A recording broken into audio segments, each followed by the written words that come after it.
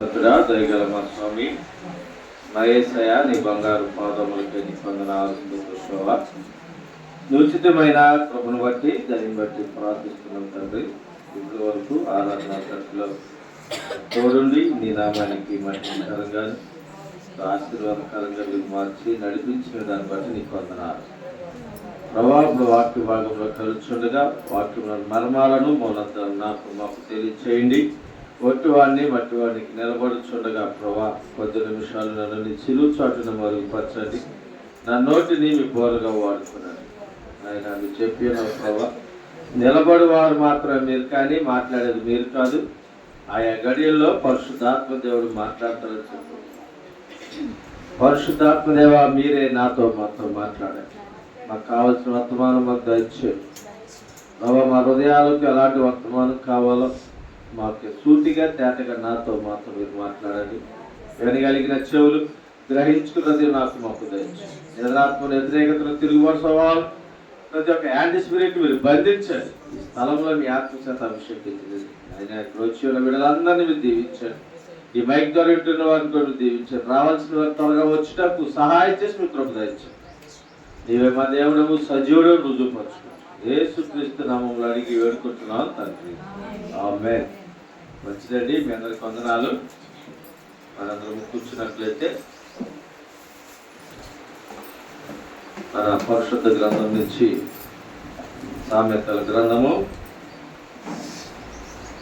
16వ అధ్యాయము,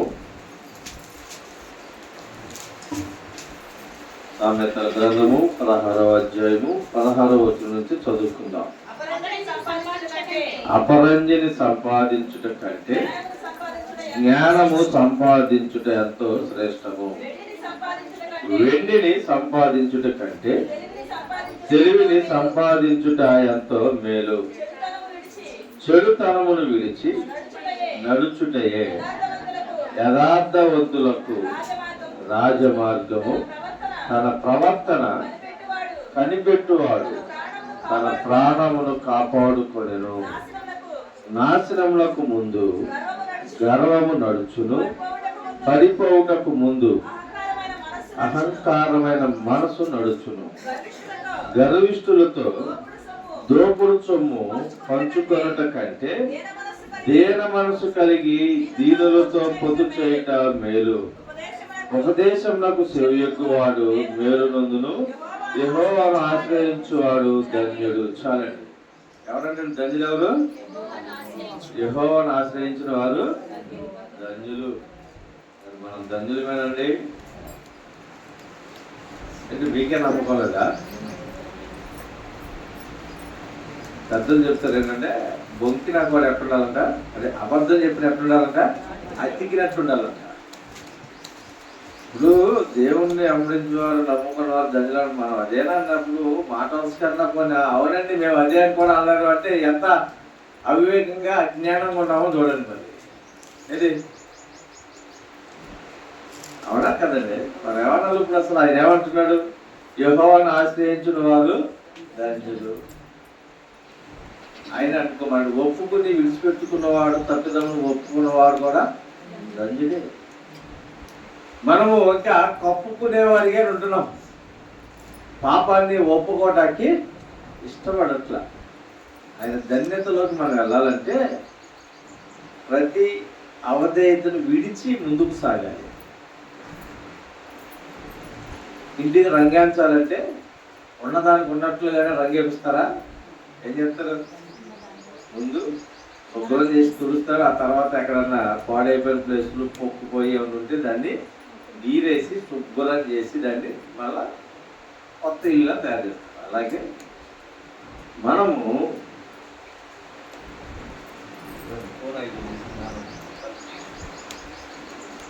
మనము దేవుడితో సహవాసం చేయాలని ఆశపడుతున్నాం, కానీ ఆశకి తగినట్లుగా నడుచుకోవట్లేదు.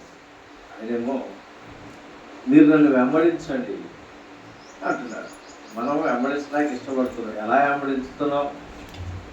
ఇష్టం లేకుండా అయిష్టంగా వెళ్తున్నాం. అంటే ఈయనతో వెళ్తే ఏమొచ్చింది మనకి? ఈయనతో ఉంటే ఏదో మేలు అంటున్నాడు, కానీ ఎప్పుడో కదా మేలు. ఇప్పుడు కాదు కదా, ప్రజెంట్ నేను బతకాలి కదా, ప్రజెంట్ నా కుటుంబం గడవాలి కదా అని ఆలోచన చేస్తున్నాను. అందుకేనంటున్నారు, అపరంజిని సంపాదించుట కంటే జ్ఞానము సంపాదించుట ఎంతో శ్రేష్టము. వెండిని సంపాదించుట కంటే తెలివిని సంపాదించుట ఎంతో మేలు. చెడుతనమును విడిచి నడుచుటయే యథార్థవంతులకు రాజమార్గము. తన ప్రవర్తన కనిపెట్టువాడు తన ప్రాణమును కాపాడుతున్నాడు. ఇప్పుడు డబ్బెళ్తూ నా ప్రాణం లేనప్పుడు ఉపయోగం ఉన్నది. మనశ్శాంతి లేని కాడ ఎన్ని కోట్లు ఉంటే ఏంటి, ఎన్ని లక్షలు ఉంటే ఏంటి, ఎన్ని ఎకరాలు ఉంటే ఉపయోగం. మనశ్శాంతి లేనప్పుడు ఏమన్నా ఉపయోగం ఉందా? ఎంతున్నా మనిషికి మనశ్శాంతి ముఖ్యం, సంతోషం. ఆ సంతోషము కొద్ది కాలము, కొద్ది రోజులు ఉండే సంతోషాన్ని ఎత్తుకుంటున్నాం మనం. ఈ లోకంలో సంపాదించిన సంపాదనకు వచ్చే సంతోషం కొద్ది రోజులు, ఆస్తున్నంత మట్టికే సంతోషం. కానీ విలువైన వాటిని సదాకాలము మనతో ఉండే సంతోషాన్ని విడిచిపెట్టి మనం ఈ లోకంలో వెంబడిస్తున్నాం. ఆయనతో మనం ఉంటే, మనతో ఆయన ఉంటే నిత్యము సంతోషం. అది ఒక్కరోజు కాదు, యుగాలు ఉంటుంది. అది ఆ సంతోషాన్ని మనం సంపాదించుకోవాలి. అందుకని అంటున్నాడు, ఈ లోకంలో వెండి బంగారముల కంటే నేను ఇచ్చు బహుమానము పెద్దది. అది విలువైందండి. విలువైన వాటిని వెతకాలి. ఈ రోజుకి చూడండి, చాలా మంది నిధులు వెతుక్కుంటూ తిరుగుతారు. సొంత డబ్బులు ఖర్చు పెట్టి దొరికినా దొరకకపోయినా తిరుగుతూనే ఉంటారు. వాళ్ళ పని ఏంటంటే, ఏదో ఒక రోజుకి నాకు ఒక్క నిధి దొరికితే చాలు, నా జీవితం సెటిల్ అయిపోద్ది, నా కుటుంబం, నా వంశం వాళ్ళంతా కూర్చుని తినొచ్చు అని ఉన్న డబ్బులన్నీ ఖర్చు పెట్టి తిరుగుతూ ఉంటారు దేశ దిమ్మలై. ఎందుకంటే విలువైన వాటిని వెతుకుతున్నాడు. మనం ఏమి వెతుకుతున్నామండి? విలువైన వెతుకుతున్నామా? ఆ రోజుకి ఏరుకుంటున్నాం తప్ప ఉపయోగం లేనివి ఏరుకుంటున్నాం. ఈ లోక మాలిన్యాన్ని మనం ఏరుకుంటున్నాం. ఇది తాత్కాలికమైనదే. ఈ లోకంలో ధనధాన్యాలు కావచ్చు, ఆస్తులు, అంతస్తులు, బలగాలు, బంధుత్వాలు, ఇవన్నీ అన్నీ ఉన్నప్పుడు అందరూ ఉంటారండి మన చుట్టూ. ఉండరా? ఓపుకున్నప్పుడు, డబ్బులు ఉన్నప్పుడు అందరూ బంధువులే, అందరూ చుట్టాలే. ఏ పొలపడైనా సరే మన డబ్బులు ఉన్నవాడు మన ఊళ్ళు ఉంటే అటు పొరుగు కనపడతా, పలానా ఎక్కడ రా మా బావే. అదే వాడు 10 లక్షల సంపాదిపోయాడు అనుకో, పలానా ఎక్కడ రాడు కాడబ్బో మాకు తెలియదు, మా వాళ్ళు కాదు అసలు, ఏదో ఊళ్ళో వాడు అంతే. అప్పుడు ఊళ్ళో వాడు అవుతాడు, ఇప్పుడేమో బాగా అవుతాడు. కారణం ఏంటి తెలుసా? ఏముంది వాళ్ళ దగ్గర? ధనము ఉంది ప్రజెంట్. కానీ మనల్ని ప్రేమించే తండ్రి శాశ్వత కాలం నీతో నాతో ఉండేవాడు అలాంటి వాడు కాదు. నిన్ను అన్నీ ఉన్నప్పుడు ఒకలాగా, లేనప్పుడు ఒకలాగా ఇప్పుడు చూడాలి. అయితే ప్రియులారా, మనం సంపాదించుకునేది విలువైంది అయి ఉండాలి. నాశనంకు ముందు ఎవరు వస్తుందట? ఉందా మన దగ్గర? ఏమండి, ఉందా లేదా అందరి దగ్గర? వదిలేశారా?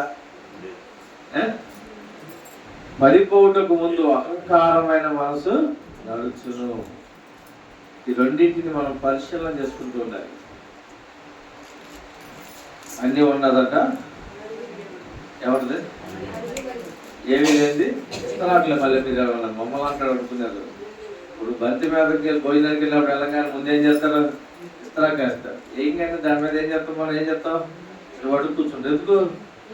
ఎగిరిపోద్దేమో, ఇది మనకి మళ్ళీ కొట్టి ఇస్తాడు ఎవడు అని.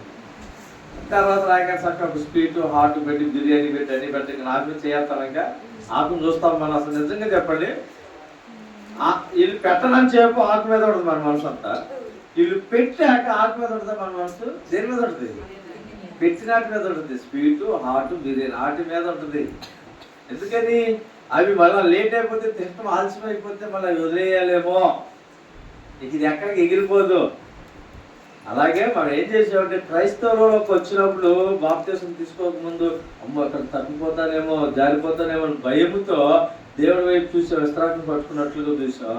ఆ తర్వాత దేవుడు కనికరించి పాపక్షమాపణ ఇచ్చాక ఇక దేవుడు అంటే చూస్తాం మానేసాం. ఇంకెందుకు, నేను గొప్పవాడిని అయిపోయా, సీనియర్ని అయిపోయా, ముందరికి వెళ్ళిపోయా, బాప్తిసం తీసేసుకున్నా, మారుమం పొందేసా కాబట్టి ఇక నేను సంఘంలో తప్పిపోయి ఏం చేసిన నన్ను నేను సరి చేసుకోవచ్చు.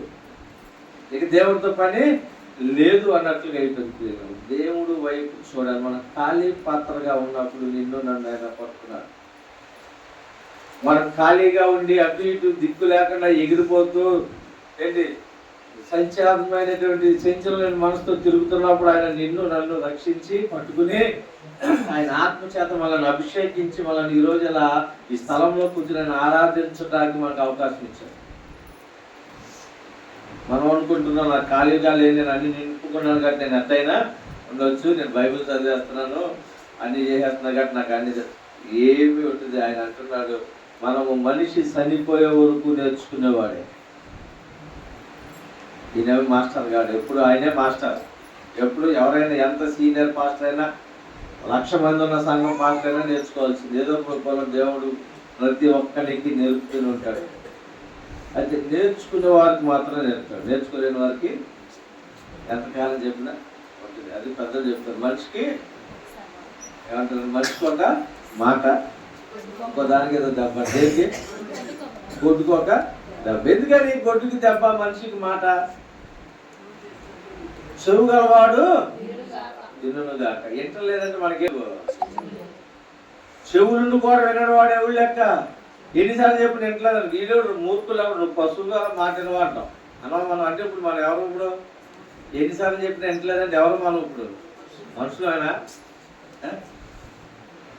కానీ పిల్లల దేవుడు ఆయన అంటున్నాడు ఈ రోజన్నా నా బిడ్డలు మారుతారని ఎదురు చూస్తున్నాడు. ఎన్నిసార్లు చెప్పినా వినప్పుడు ఆయనకి కూడా కోపం వస్తుంది. ఆ కోపానికి మనము బలి కాకుండా ఉండాలి అంటే, ఉగ్రతకు మనము తప్పించుకోవాలంటే మొదటిగా మనం ఒప్పుకుని విడిచిపెట్టాలి. ఈ లోకంలో ఉండేవన్నీ తాత్కాలికమేనండి, ఏది శాశ్వతం కాదు.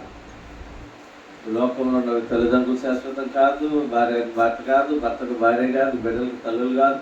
ఎవరికి వారే ఇక్కడ మనం యాత్రికులమై ఉన్నాం. ట్రైన్ ఎక్కి హైదరాబాద్ దిగే లోపల ఆ భోగిలో ఉన్న వాళ్ళు మ్యాక్సిమం పరిచయం అయిపోతారు. అంత మాత్రం మన బంధువులు అయిపోతారు, వాళ్ళు మన రక్షాబంధువులు అయిపోతారా? దిగాక ఎవరి దారి. అలాగే మనం ఈ లోకంలో ఈ మట్టి శరీరంలో ప్రాణం ఉన్నంత మట్టికి అన్నయ్య, భార్య, బావ, తమ్ముడు, కొడుకు, ఇది విడిచాక ఎవరెవరో తెలియదు. అందుకని ఎవరికి వారమే సిద్ధపాటు కలిగి ఉండాలి. మనము యాత్రికులమై ఉన్నాం. మనం ప్రయాణం చేసేటప్పుడు చాలా జాగ్రత్తగా ఉండాలి. బస్సుల్లో, బస్ స్టాండ్లో చెప్తూ ఉంటారు ఎవరికి జేబు దొంగలు ఉన్నారు. దేనికి చెప్తున్నారు వాళ్ళు? మనకు తెలియదా వాస్తవంగా జేబు దొంగలు ఉంటారని తెలుసా తెలీదా? అయినా సరే వాళ్ళు చెప్తున్నారు. ఎందుకని? అప్రమత్తంగా ఉండండి. అలాగే ప్రతిరోజు దేవుడు మనకి బైబిల్ రూపేణ, వాక్యం రూపేణ, సేవకుల రూపేణ, సెల్ ఫోన్లో చెప్తున్నాడు. హృదయాన్ని దొంగిలించే దొంగలు ఉన్నారు. ఈ లోకము మాయమైనది, ఈ లోకం వైపు చూడకండి, ఇది తాత్కాలికమైనదే, దీన్ని విడిచి ఈ హృదయాన్ని జాగ్రత్తగా కాపాడుకోండి అంటూ ప్రతిరోజు మనకి హెచ్చరికలు వస్తున్నాయి. వాడు అక్కడ బస్ స్టాండ్లో దొంగలు ఉన్నారని చెప్తూనే ఉంటాడు. వాడు దొంగతనం చేసేవాడు చేస్తూనే ఉంటాడు, పోగొట్టుకునే ఉంటానే ఉంటాడు. ఎందుకంటే వాడి నిర్లక్ష్యము, గర్వము. నా దగ్గరే వాళ్ళు దొంగిలించేది అనుకుంటాడు. పొద్దాకు జలుబు తిట్టా అంటూ ఉంటాడు. ఈ లోపల వీడు తీసే లోపల వాడు కాసుకుని కూర్చుని ఉంటాడు. అపవాది ఎలా తిరుగుతాడట, ఎవరిని మింగుదామా అని గర్జించు సింహం వల్ల బొబ్బించి వెలుగుబంటులాగా సింహం వల్ల తిరుగుతాడట. మరి ఏ రోజన్నా మనము దాన్ని ఎదుర్కొంటానికి సిద్ధంగా ఉన్నామా? అసలు ఆవిడ వస్తే ఎదుర్కోగలమా? ఏమండి, అపవాది వస్తే మన దాడి చేయడానికి వస్తే ఎదుర్కోవడానికి మన దగ్గర శక్తి ఉందా? అసలు ఆ ధైర్యం ఉందా? ఆ రక్షణ వలయం ఉందా? మనకి ప్రార్థన అనేటువంటి రక్షణ వలయం ఉందా? ఆయుధం ఉందా మన దగ్గర? ఆయుధాన్ని సంపాదించుకోవాలి. మనం నడిచే నడవడికల్లో మంచి నడవడిక అయి ఉండాలి. గర్వం తీసివేయాలి. మనలో ఆయన చెప్తున్నాడు, నాశనానికి ముందు గర్వము నడుచును. మనము దెబ్బతిన్నా కూడా మన అహాన్ని చంపుకోకుండా మన ఎదుటి వారి మీద నిందలు మోపుతుంటాం. ఏదన్నా తేడా పడినప్పుడు వాళ్ళ మీద వీళ్ళ మీద చెప్తాం. కానీ నా స్థితి ఇది, నా స్థితిని బట్టే నేను ఎలాగూ దెబ్బతిన్నాను. నా అహంకారమే, నా గర్వమే నన్ను తినేసిందని ఎవరిని ఒప్పుకోగలమండి? ఒప్పుకోలేం. స్నేహితుల మీద, స్నేహితురాల మీద, ఇరుగు పొరుగు వారి మీద, ఎవరో ఒకరి మీద, ఆటకు దేవుడి మీద నెట్టేస్తాం. కానీ నా బ్రతికలు అయిపోవటానికి నా బుద్ధి హీనత అని మాత్రం అది ఖచ్చితంగా 100% ఒప్పుకుని విడిచిపెడితేనే మళ్ళా కనికరం పొందుతాం. ఎంత సంపాదించుకుంటే అంటాడు, అది చూడలేనా ఏమంటున్నాడు, గర్విష్ఠులతో దోపుడు సొమ్ము పంచుకొనుట కంటే దీన మనసు కలిగి దీనులతో పొత్తు చేయుట చేస్తామండి. మనం నిజంగా దీనులతో పొత్తు చేస్తామా? అసలు స్నేహం చేస్తామా? మనకంటే దీనస్థితిలో ఉండవచ్చు, లేదా మనకంటే భక్తి పనులు అయ్యి ఉండవచ్చు, చేస్తామండి. అసూయ పడతాం. మనకంటే భక్తి పనులు అనుకో, మనకంటే కొంచెం ఉండి సంఘంలో కొంచెం గమగమా మెరిట్లో ఉంటే, అందుకోటి మన కుటుంబాల కంటే వాళ్ళు ఉన్నతంగా ఉన్నారనుకో, వాళ్ళని చూసి మెచ్చుకుంటామా? వాళ్ళతో స్నేహం చేయడానికి ఇష్టపడతామా? మనం ఏం చేస్తాం తెలుసా? అప్పుడు ఎలాగైనా డబ్బు సంపాదించి వీళ్ళకంటే బాగా ఉండాలి, ఎలాగైనా సంపాదించాలి. ఎలా సంపాదించగలం? కష్టపడితే రోజుకి 500 వస్తాయి అనుకుందాం. 500, 200 లేక 300 ఖర్చు అయిపోతాయి. 200 దాస్తే నెలకి ఎంత అవుతుంది? 6,000 అవుతుంది. ఎన్ని సంవత్సరాలు కష్టపడాలి 1,00,000 అవ్వాలంటే? ఏమంటే మినిమం 16 సంవత్సరాలు, 17 సంవత్సరాలు, 16 నెలలు 17 నెలలు కష్టపడాలి. సంవత్సరాలు కష్టపడితే 1,00,000 రూపాయలు అవుతుంది. ఈ లోపల జ్వరము, దగ్గు, ఏదో ఒక రోగం రాకుండా ఉంటుందా? అయిపోతుంది. పండగ రాకుండా ఉంటుందా? మరి ఎంతకాలం కష్టపడి చెమట వచ్చి లక్షాధికారం కాగలం? ఎదుటి వారి మీద మనము నొచ్చుకుని వారికంటే ముందుకు వెళ్ళాలి అంటే కష్టపడి సంపాదిస్తే వెళ్ళలేము. అప్పుడు ఏం చేస్తాం మనం? అడ్డదారి, ఇంకో దారి ఉంది, ఆ దారిలో వెళ్తాం. ఆ దారిలో వెళ్ళాక కొంతకాలం వెళ్ళాక అది చాలక ఇంకొక దారి ఉంది, వ్యాపారం చేస్తాం. ఏ వ్యాపారం? కూరగాయల వ్యాపారం కాదు, దరిద్ర వ్యాపారం ఒకటి ఉంది. ఇంకోటి ఆ దరిద్ర వ్యాపారం నీతో పాటు మనం చేస్తే, మనతో పాటు మన కుటుంబాలు, బిడ్డల తరాలు శపించబడతాయి. ఒకరితో పోదది. డబ్బు సంపాదించవచ్చు, అయితే అది నీకు అక్కరకు రాదు. అది ఇంకొకటి, నీ కుటుంబం, మన వంశవాళి అంతా కూడా శాపగ్రస్తులుగా మారిపోతుంది. ఒక గహాజీ పరిగెత్తి వెళ్ళిపోయి తెచ్చేసుకున్నాడు. గబగబా తెచ్చేసుకున్నాడు. వెళ్ళి నా బిడ్డలకు ఉంటుంది, నా వంశవాళికి ఉంటుంది, దాచేసుకున్నాడు. తెచ్చేసుకున్నాడు. ఏం దాచుకున్నాడు? ఆయన వంశవాళి అంతటికి కుష్టి రోగాన్ని దాచుకున్నాడు. కారణం ఏంటి? నాకు వద్దని దేవుడి మాట విని తన గురువు గారు ఎలీషా చెప్పిన మాట దగ్గర నుంచి డబ్బు సంపాదించుకుని ఏదో తెచ్చుకుంది. ఆయన బుద్ధి, ఆయన అట్లా చెప్తే నేనన్నా సంపాదించుకుని ఆయన తినడం నన్ను తిన్నాడు అనుకున్నట్టుగా తెచ్చేసుకున్నాడు, దాచుకున్నాడు. ఏమైపోయింది? వంశవాళి అంత ఆయనతో బాలతి. యేసుప్రభు వారు ఈయన కోసం, వీళ్ళ కోసం, ఇశ్రాయేలు జనాంగం కోసం మన్నాన్ని కురిపిస్తా ఉంటే ఎంతకాలం తినండి రా బాబు. కొంతమంది ఏం చేశారు? రేపొద్దునికి దాచుకుందాం అని చెప్పి దాచారు. ఏమైంది? ఉందా మన్నా? అట్లాగే ఉందా? తెల్లరికి ఏమైంది? అది దాచుకున్నది మోర మొక్క ఏమైంది? పురుగులు వెళ్ళిపోయింది. ఈ లోకంలో విలువైన వాటిని దాచుకోవాలి. విలువైనవి మన హృదయంలో దాచుకోవాలండి. మన హృదయంలో దాచుకోకుండా వ్యర్థమైన వాటిని మన హృదయంలో దాచుకుంటున్నాం. అపవిత్రమైన వాటినే మనం దాచుకుంటున్నాం. విలువైన వాటిని మనం దాచుకోలేకపోతున్నాం అని ఆయన అంటున్నాడు. గర్విష్ఠులతో దోపుడు సొమ్ము పంచుకుంటూ కంటే దీన మనసు కలిగి దీనులతో పొత్తు చేయటం మేలు. ఉపదేశంలో చెవియొగ్గువాడు మేలునందును, యెహోవాను ఆశ్రయించిన వాడు ధన్యుడు. ఆ ధన్యతలోకి మనం వచ్చామా? మనం పరిశీలన చేసుకోవాలండి. మన పరిస్థితి మనకు తెలుసు, మన విధానం తెలుసు, మన పరిస్థితి, మనం నడిచే నడవడికి తెలుసు, మన మాటలు తెలుసు, మనం చేసే క్రియలు తెలుసు. అయినను అవి తగ్గించుకోకుండా, దేవుడి వైపు చూడకుండా మనం మెలుసుకుంటున్నాం. పైకి మాత్రము దేవుడి భక్తి పరులాగా కనపడుతున్నాం. పైన తెల్ల వస్త్రం కట్టుకుంటే లోపల నలుపు పొద్దండి, వద్దా? ఏం కడగాలి? హృదయాన్ని కడగాలి. తప్పదు కదా, ఇది మాట సామెత. ఎలిగితోళ్ళు ఏడాది ఉతికినా తెలుపు అవుతుందా? నలుపే. మరి ఆ నలుపు పోవాలి అంటే మొదట ఆ ఎలికే ఇష్టపడాలేమో రుద్దుకోవటానికి. మన పాపం పోవాలంటే మొదట ఒప్పుకోవటానికి మనం ఇష్టపడాలి. ఒప్పుకోవడానికి ఇష్టం లేకుండా ఎంతకాలం భక్తి చేసినా ఒత్తిదేనండి. ఒప్పుకొని విడిచిపెట్టాలి. ప్రతి అవధేయతను దినదినము మారుమనసు పొందాలి అని చెప్తుంటారు. 6 నెలలకు కాదు, సంవత్సరానికి కాదు, దినదినము ప్రతిరోజు హృదయాన్ని కడుక్కోవాలి. ప్రతిరోజు మొహం కడుగుతాం, స్నానం చేసినా చేయకపోయినా. అవునా కదా? నిజం చెప్పండి. స్నానం చేసినా చేయకపోయినా, ఎంత సరిగాల్లో ఉన్నా మంచులో ఉన్నా సరే మొహం మాత్రం. ఎందుకని? వాసన. మరి మన హృదయాన్ని కడుక్కోకపోతే కూడా వాసన వచ్చిందిగా. ఆయన అంటున్నాడు, పాడైపోయిన నీ హృదయాన్ని నువ్వు నాకు ఇవ్వు, దాన్ని నేను పరిమళ వాసనగా చేస్తాను. మరి ఇచ్చాడు. ఇక్కడ వాసన వస్తుంది, నోరు పక్క మనిషికి వస్తుంది, కానీ మన హృదయం పాడైపోతే ఎక్కడ వస్తుంది వాసన? ఆయనకు వస్తుంది. దాన్ని కడుక్కోవాలండి, హృదయాన్ని కడుక్కోవాలి. మంచి సత్యనారాయణ రాజు గారు అని చెప్పి ఆయన ఇంటర్వ్యూలు ఇస్తూ ఉంటాడు, మెసేజ్ తిండి కోసం.